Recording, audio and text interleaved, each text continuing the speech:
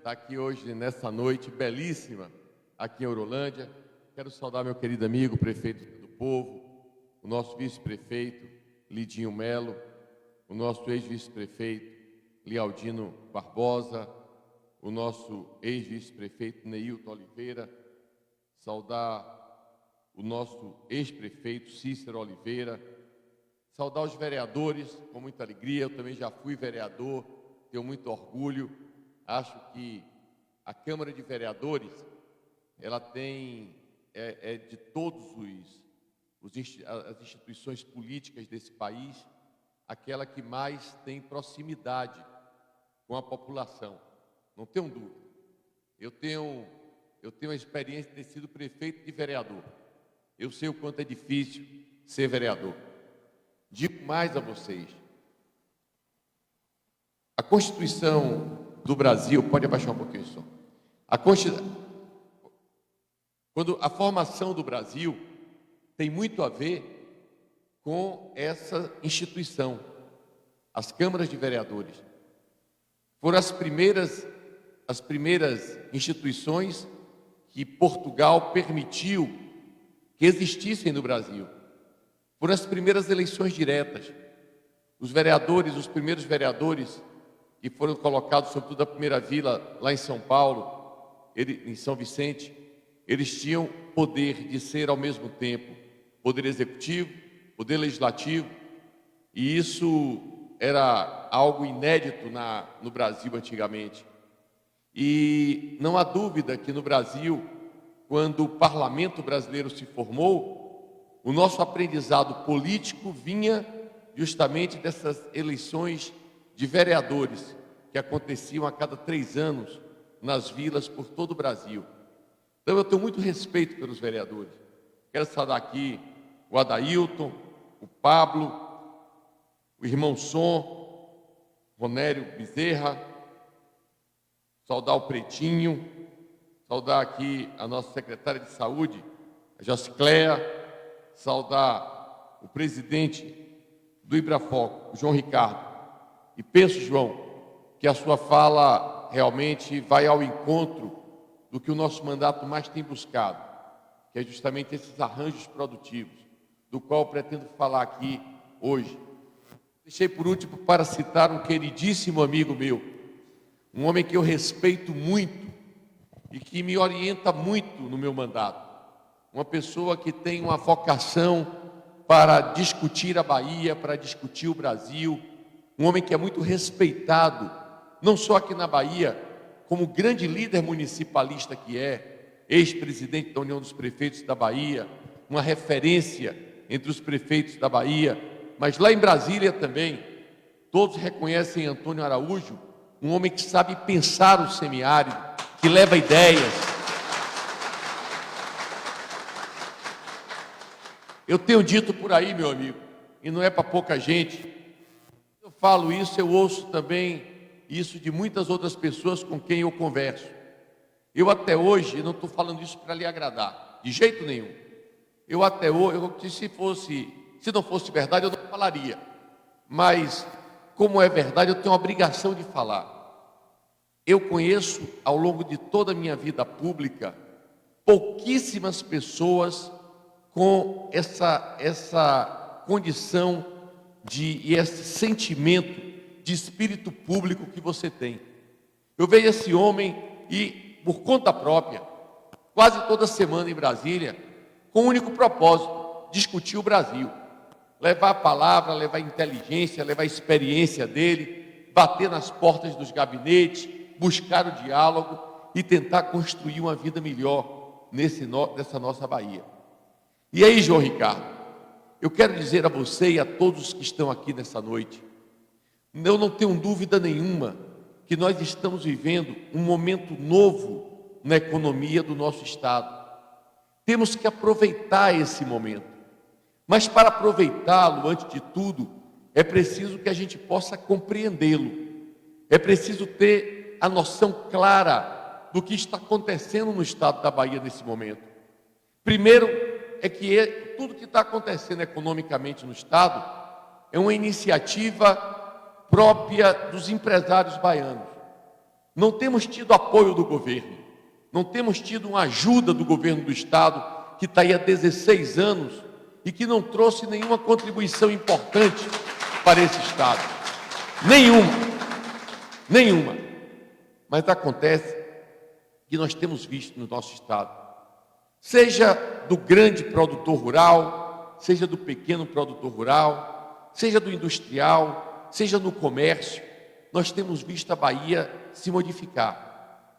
Eu hoje, por exemplo, venho de uma reunião cedo lá em Maragogipe. Em Maragogipe me encontrei com as mulheres que produzem a carne de fumeiro. Carne de fumeiro, que é uma das grandes iguarias da Bahia, mas elas estão lá se organizando e me disseram: olha, a gente já está produzindo aqui várias toneladas todo mês. Todo mês produzimos várias toneladas de carne de fumeiro, que são distribuídas pela Bahia inteira, gerando emprego, gerando renda, gerando oportunidade.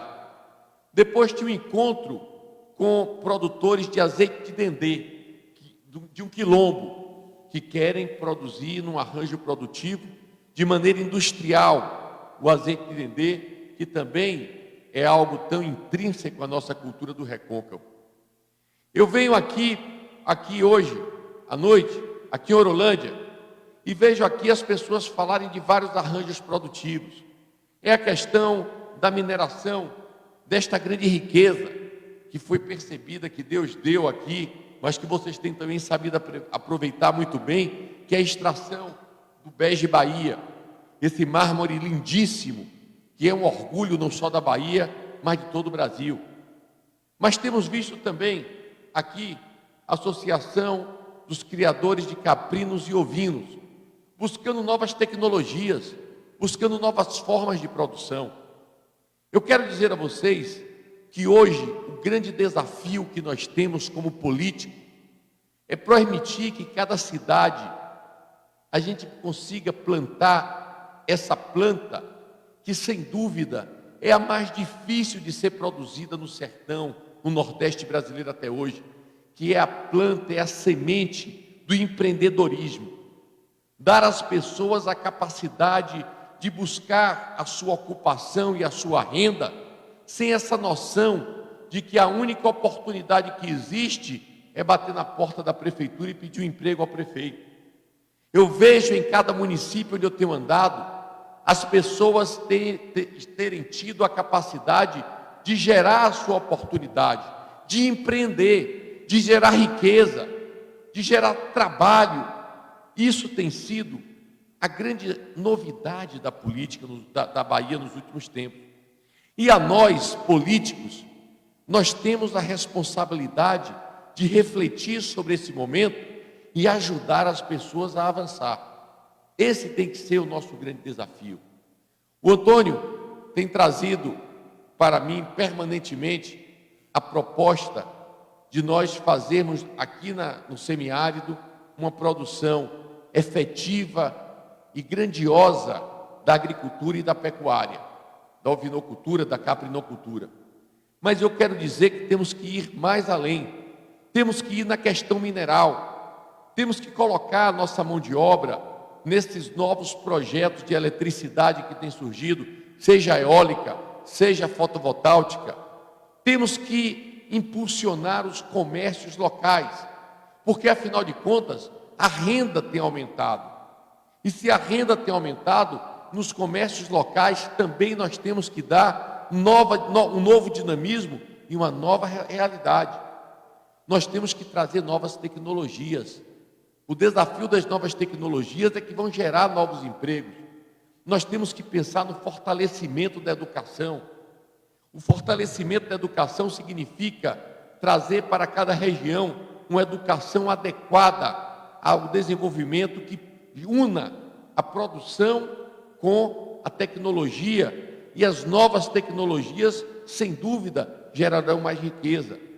Então, o que eu quero dizer é que hoje, aqui nessa noite, aqui em Orolândia, vendo o João Ricardo falar que esteve lá em Juazeiro essa semana trazendo máquinas, objeto do nosso mandato, para poder melhorar a produção aqui da nossa caprinocultura e da nossa ovinocultura. Eu quero dizer a vocês que isso, João, essas caixas d'água, esse trator, isso é muito pouco. Nós temos que buscar novas metodologias.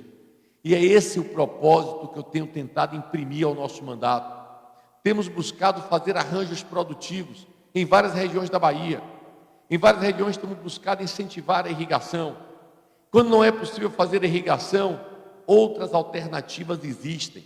Não adianta a gente pensar hoje, com a tecnologia que a Embrapa tem criado, com a tecnologia toda que existe, que apenas onde tem a irrigação é possível produzir. Não é verdade.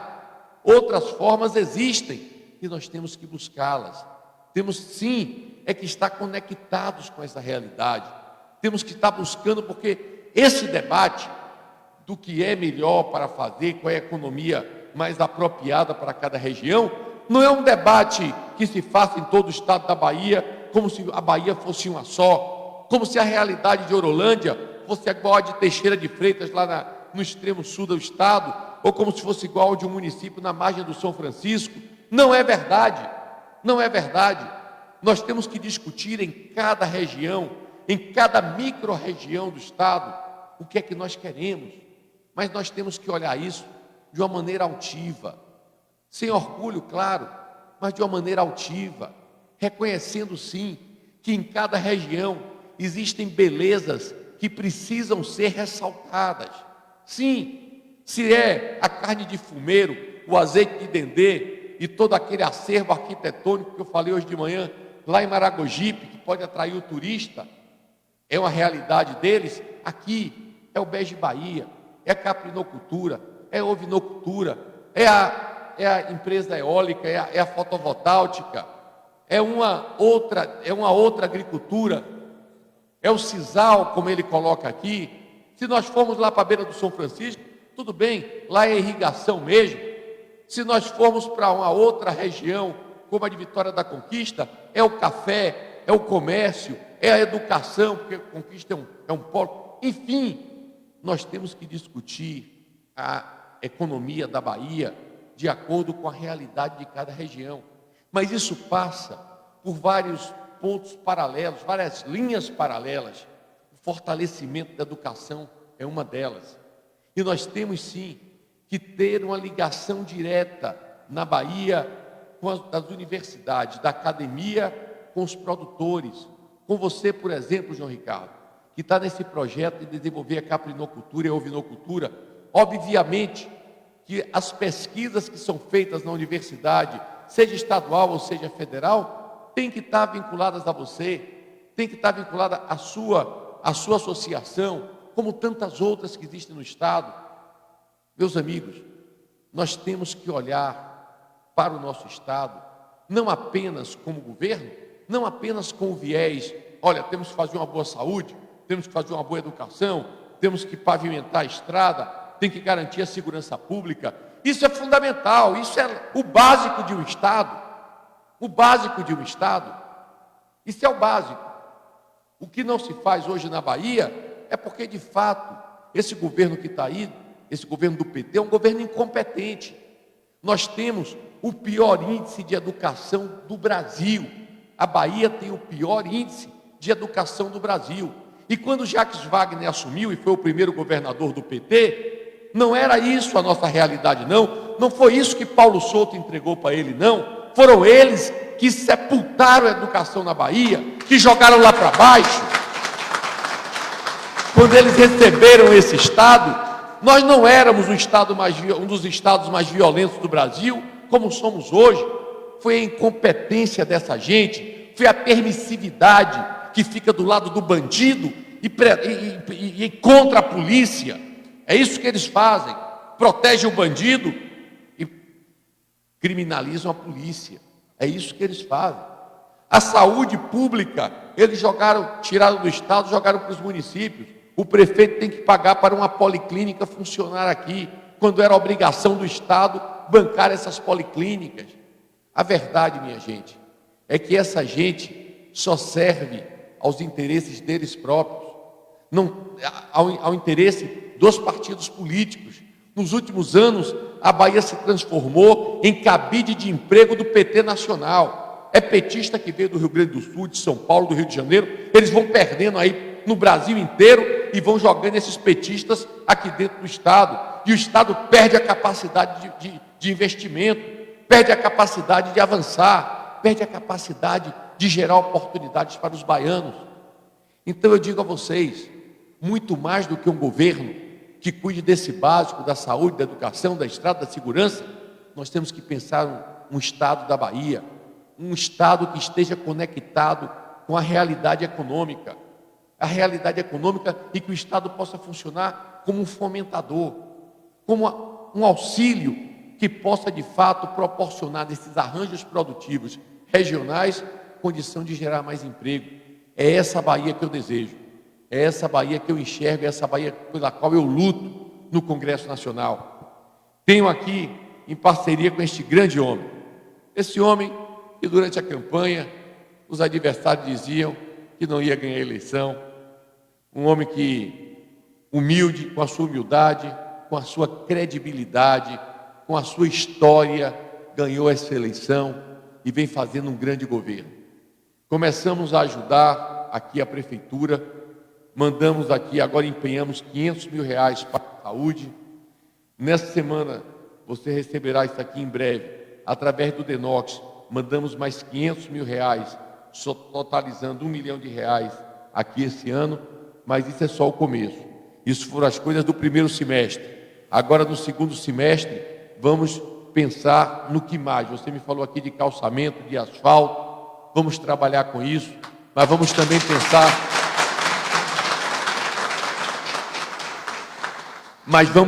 pensar nos arranjos produtivos. Me tragam novas ideias. Hoje, através da Codevasf, nós temos ajudado demais essas associações a produzirem mais, a avançar. Às vezes uma coisa simples, às vezes um detalhe pequeno, você consegue resolver um grande problema. Então eu quero dizer a vocês que eu quero muito, meu querido amigo prefeito, eu quero dizer a você que eu quero muito participar dessa administração. Participar lá em Brasília, sendo uma ponta da prefeitura lá no Congresso Nacional. Eu sei que lá, Orolândia já tem um embaixador permanente, que é o Antônio Araújo, que vale muito, o Antônio vale mais do que muito deputado federal que tem mandato. Ele tem conseguido para a Bahia, às vezes mais do que muito deputado que está lá sem fazer nada. O Antônio já é um grande representante que vocês têm, não só em Brasília, mas em Salvador, em todos os lugares, levando a voz e representando essa terra. Mas eu quero continuar lá em Brasília, trazendo mais recursos para essa terra, participando dessa administração, que é uma administração que honra o municipalismo baiano, uma administração que de fato tem transformado a sua terra e feito isso com seriedade, com respeito, com honestidade. Conte comigo, vamos estar juntos ao longo de todo esse mandato e certamente estaremos juntos, de mãos dadas, pelos próximos muitos anos, porque Deus há de dar, depois dessa Covid, anos de muita vida e saúde para todos nós. Estaremos juntos para trabalhar por Orolândia, para fazer uma Bahia melhor, para fazer um Brasil com mais desenvolvimento e uma vida melhor para a nossa gente. Que Deus nos abençoe a todos. Viva Orolândia, viva a Bahia, viva o Brasil e muito obrigado.